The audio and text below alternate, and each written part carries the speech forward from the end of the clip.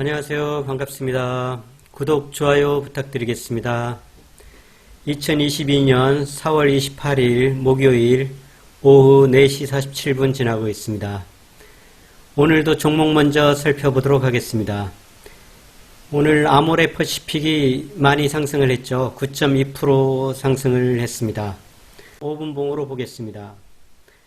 5분봉으로 보면은 갭상승을 해서 최고가가 182,500원까지 상승을 했다가 178,000원으로 마감을 했습니다. 아모레퍼시픽이 172,000원대에 오면은 2차 매수분을 매도를 한다고 그랬죠. 오늘 장 시작하자마자 5분봉인데 시작하자마자 10분도 안 돼서 178,000원을 넘어갔습니다. 그래서 오늘은 3월 8일 176,000원에 12주를 매수를 한 것을 177,000원에 12주 매도로 기재를 하겠습니다. 아모레퍼시픽 3월 8일 176,000원 12주 매수분, 오늘 4월 28일 177,000원에 전량 매도를 한 것으로 기재했습니다. 그러면 이 부분은 이제 삭제를 하겠습니다. 다시 일봉으로 돌아가서 살펴보도록 하겠습니다. 아모레퍼시픽 오늘 보면은 기관과 외국인이 다 사주고 있습니다. 다 사주면서 거래량도 많은 거래량을 발생하면서 장대 양봉을 만들어주고 있죠. 일반적인 시황에서는 지금 이러한 모습을 보여주면은 추가 매수를 하면서 따라 들어가는 것이 정상입니다. 그렇지만 요즘 워낙 그 세월이 합상해서 올라가는 듯하다 내려오고 전체적으로 들려오는 뉴스들이 워낙 안 좋다 보니까 그 1차 매수한 그 6주는 천병 역할로 매수를 한 것이기 때문에 그대로 놔두고 2차 매수한 부분들을 정리를 했다고 그렇게 말씀을 드리겠습니다. 거듭 말씀드리지만 전체 시황을 고려하지 않고 일반적으로 생각할 때 기관 외국인이 이틀 연속 매수를 하면서 거래량을 동반하면서 상승을 해줄 때는 따라 들어가는 것이 정상이다. 이런 말씀을 다시 한번 드리겠습니다.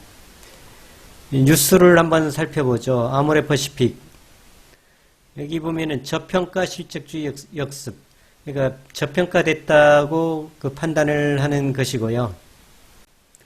그렇지만 여기에 보면은 아모레퍼시픽 그룹 1분기 영업이익은 13.4% 하락을 한 것으로 나와요. 면세점과 아시아 시장이 부진했다, 이런 얘기죠. 그러니까 영업이익이 하락을 했는데도 이 상승을 했습니다. 오늘 상승을 했는데요. 이 부분에 대해서 이따 뉴스 점검에서 다시 한번 살펴보도록 하겠습니다. 이어서 현대제철을 보겠습니다. 현대제철 보면 오늘 기관과 외국인 동반 매수가 들어왔고요. 역시 강한 그 장대 양봉을 만들어주고 있습니다. 계속해서 좋은 모습이죠. 이러한 모습을 보여주면은 원칙적으로 추가 매수를 하는 게 정상이다. 이렇게 다시 한번 말씀을 드리겠습니다. 이 부분도 어제 제가 정고점에 도달하면은 2차분을 매도하자고 그랬는데 다시 한번 좀 생각을 하고 내일 상황을 보면서 매도를 할 것인가 정하도록 하겠습니다. 뉴스 한번 살펴보도록 하겠습니다. 뉴스 보면은 여기에 현대제철 2분기에도 호실적, 실적이 좋다는 얘기고요. 그 다음에 여기 또 하나 뉴스가 있습니다.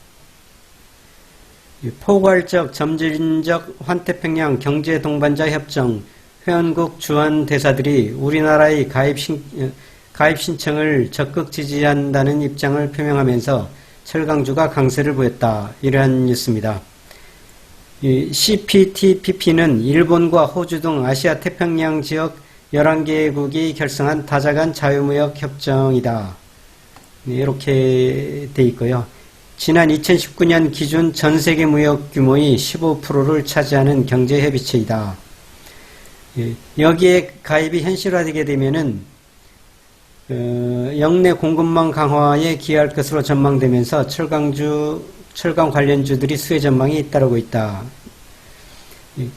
여기에 일원이 되게 되면 동남아 지역 등 주요 수출 시장에서 일본 등 경쟁국 대비 불리했던 여건이 개선되어 철강 업종이 수혜를 입을 것이라는 전망이 나오고 있다.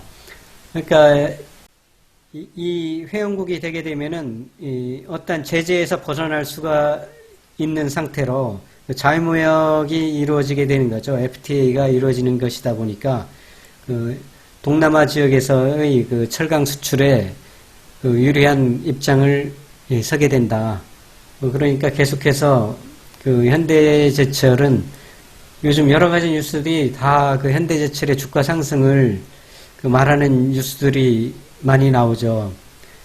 그래서 제가 저러한 뉴스들이 없으면 요즘 시황이 별로 안 좋고 그러니까 정고점에 도달하면은 2차 매수분 4월 14일 날 매수한 4450원 30주 요 부분 지금 한 10% 정도 수익이 났죠. 이미 10% 수익이 난 부분을 좀 이익 실현을 했으면 좋겠는데 좀 고민스럽습니다. 내일 한번 보면서 이 전정고점 요 부분까지 한 46,000원대에 가서 2차분 매도하는 것으로 그렇게 좀 전략을 바꾸도록 하겠습니다.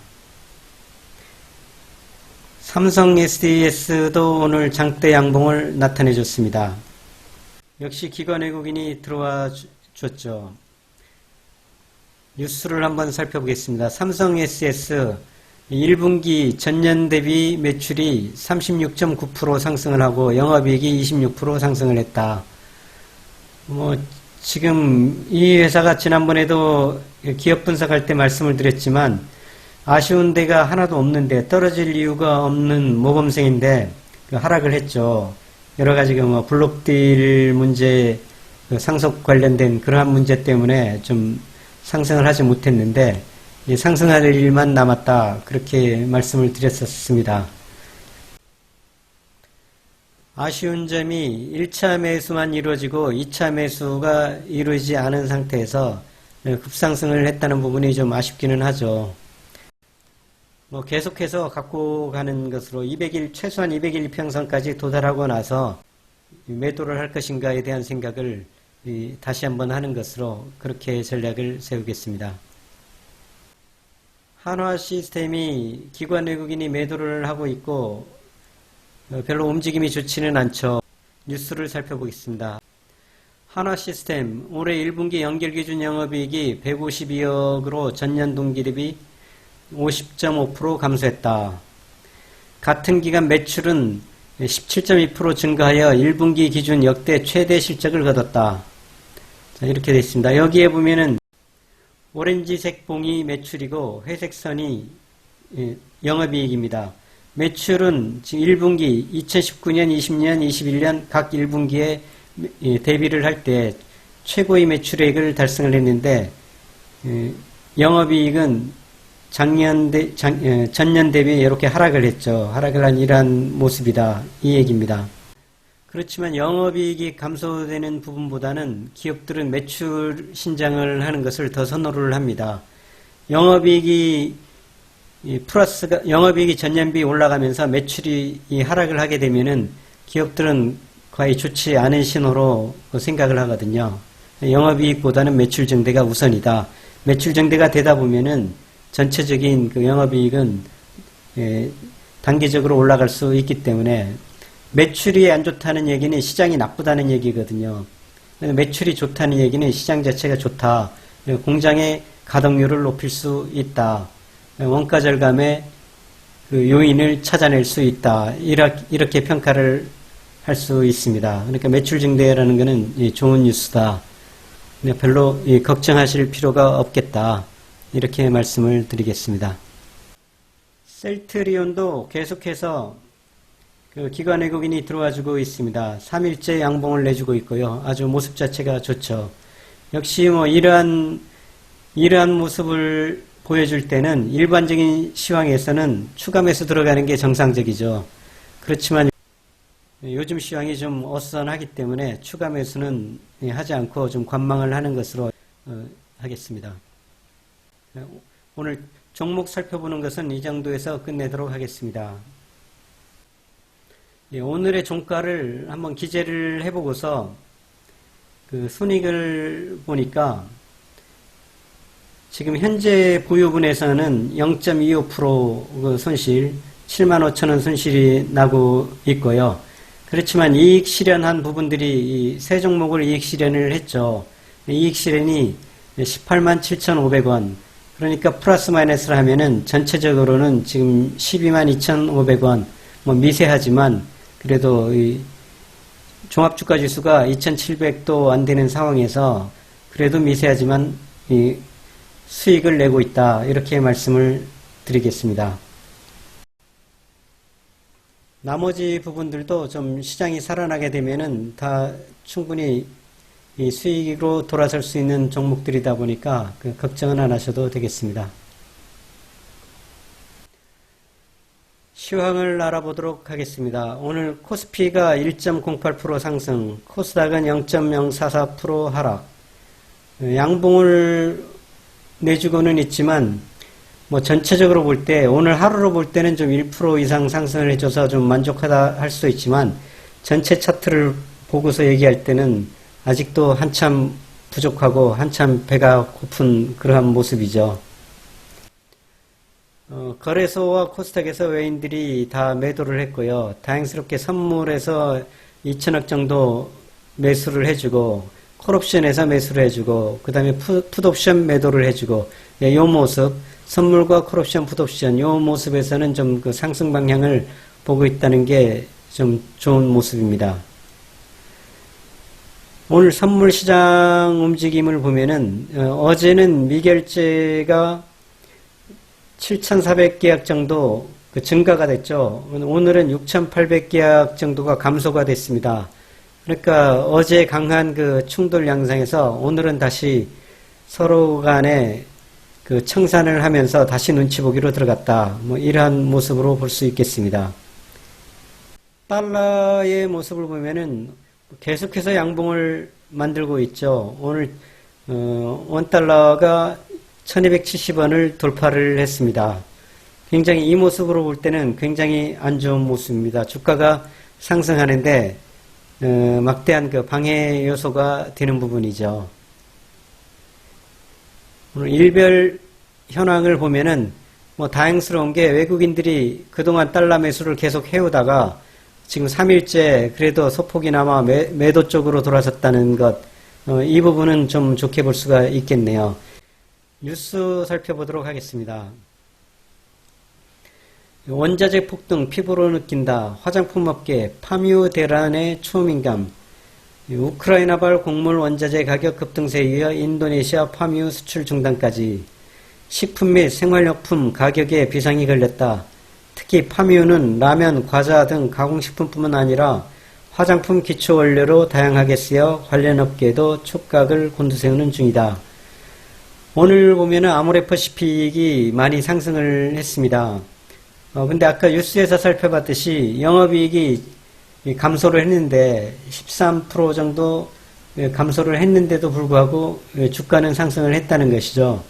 제가 볼 때 이 요인이 작용을 하지 않았나 이렇게 생각이 듭니다. 그러니까 화장품의 원료 자체가 원재료가 10% 상승한다. 그 핑계로 화장품 완제품을 10%를 상승하겠다. 그렇게 되면은 사실 원부 재료가 차지하는 비율이 화장품 완제품에 차지하는 비율의 100%가 아니거든요.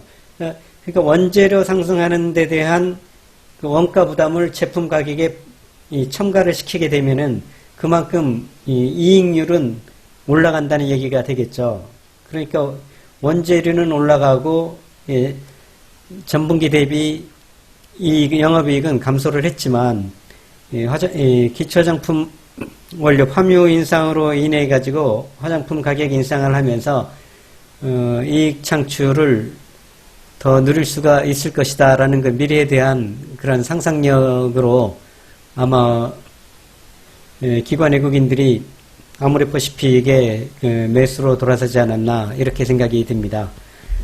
그렇지만서도 저는 꾸준하게 제 일관된 생각은 아모레퍼시픽은 중국 하늘길이 열려야 충분히 상승 효과를 얻을 수 있다. 이러한 개념을 가지고 있다 보니까 뭐 상승의 폭이 그렇게 크지는 않을 것이다. 저는 이제 그러한 뷰를 가지고 대응을 하도록 하겠습니다.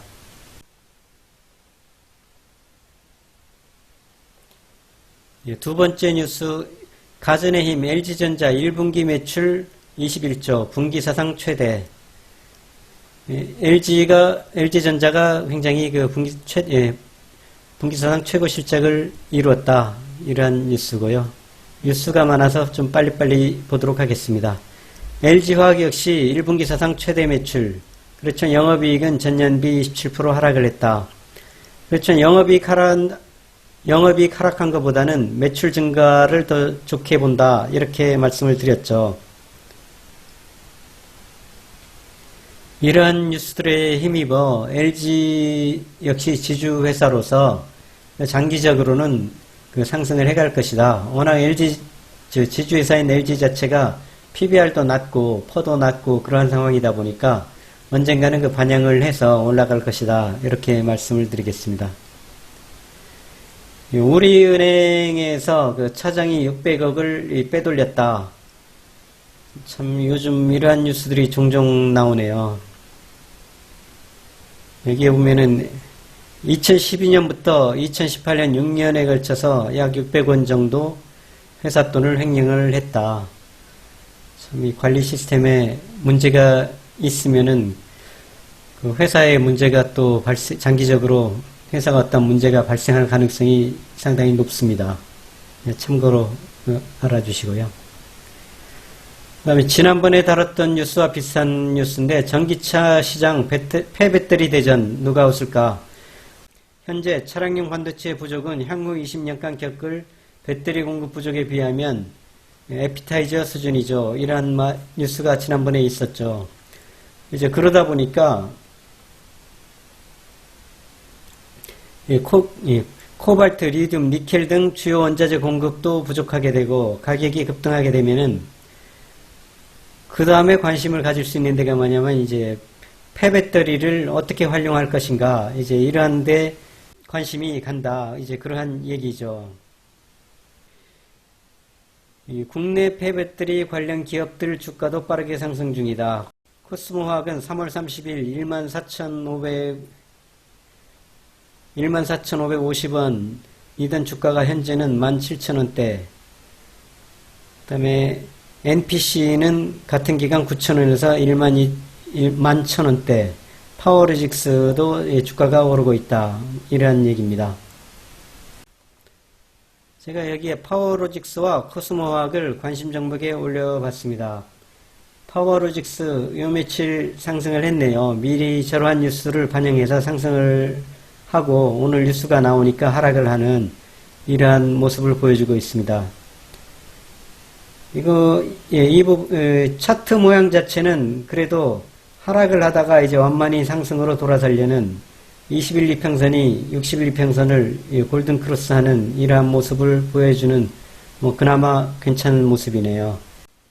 계속해서 주의 깊게 살펴보다가 매수 찬스가 생기면 매수를 하는 것으로 그렇게 하겠습니다. 코스모화학 역시 이미 반영을 해서 쭉 올라가다가 뉴스 나올 때 되니까 이제 하락을 하죠. 폐배터리 관련돼 가지고 파워로직스, 코스모화학 이런 종목들이 있다. 머리에 염두에 두고 있겠습니다. 여기 다음 뉴스 보겠습니다. 연 20%씩 성장하는 그 UAM이 그 도심 항공 모빌리티라고 그랬죠. 미 개발업 곳은 130곳인데 한국은 고작 4곳이다. 이 관련된 회사가 한화시스템입니다. 지난번 저 종목 분석을 했더니요. 지난번 종목 분석을 할 때도 이 UAM이 눈에 들어와 가지고 그 한화시스템을 살펴보게 되었습니다. 2040년에 전 세계 시장 규모가 1800조에 달할 것이다. UAM 기체 개발 한국 업체는 전 세계의 1.2%에 불과하다. 전 세계 그 시장 규모가 지금 보면은 여기에 보면은 2022년, 2040년까지 거의 30배 정도가 그 시장이 늘어난다, 이러한 얘기네요. UAM 활용 분야는 화물 운송, 그 다음에 승객 운송까지도 이제 이루어진다. 아직 우리나라의 상황은 갈 길이 멀다. 정경련에 따르면 UAM 기체 개발 중인 기업은 미국이 130개, 영국이 25개, 독일이 19개, 프랑스, 일본이 12개 수준. 반면 한국은 전세계 개발 기업의 1.2%에 불과한 4개 업체다. 현대자동차, 대한항공, 카이, 한국항공우주연구 이렇게 뿐이다. 다행스러운 점은 아직 UAM 산업 형성 초기 단계라는 점이다. 최근 한화시스템, 현대자동차 등 기술력을 보유한 대기업들은 SK텔레콤, KT 등 통신사를 비롯해 인천 및 김포공항 등과 컨소시엄을 구축해 2025년 상용화를 목표로 시범사업을 추진 중이다. 여기 한화시스템이 들어가 있습니다. 장기적으로 한화시스템은 천천히 이 무화를 모아가는 이러한 전략을 하면 좋겠다, 이런 말씀을 드리겠습니다. 미중 유럽 모두 경기 침체 위험, 연말에 전세계 퍼펙트 스톰이 발생될 수가 있다. 저희들이 뉴스를 특별히 안 읽어봐도 이해가 되는 부분이죠. 지금 전쟁으로 인해 가지고 여러 가지 이 공급이라든가 이런 부분들이 많이 무너지고 있고요. 그 중국의 그 제로 코로나 정책으로 인해 가지고 봉쇄하고 그러면서 유통망 자체라든가 이런 생산 자체가 많이 줄어드는 이러한 부분, 이러한 게 지금 생각으로 장기화가 되고 있죠. 이 영향이 연말에 전 세계적으로 그 퍼펙트 스톰을 일으킬 수 있다. 바짝 긴장을 해야 되는 상황이죠. 그러니까 함부로 예전 같으면은 좀 어떤 이 차트상에 수급상에 좋은 모습이 나타나면은 바로바로 들어가고 싶은데 지금 이러한 부분들이 있다 보니까 쉽게 들어갈 수가 없는 것이죠. 항상 좀 어느 정도 현금 비율을 유지하면서 짧게 수익이 나면은 이익 실현하는 그러한 전략을 쓰는 게 좋지 않겠나 하는 생각입니다. 오늘 영상 여기서 마치겠습니다. 의문사항 있으시면 댓글에 남겨주시고요. 구독, 좋아요 부탁드리겠습니다. 감사합니다.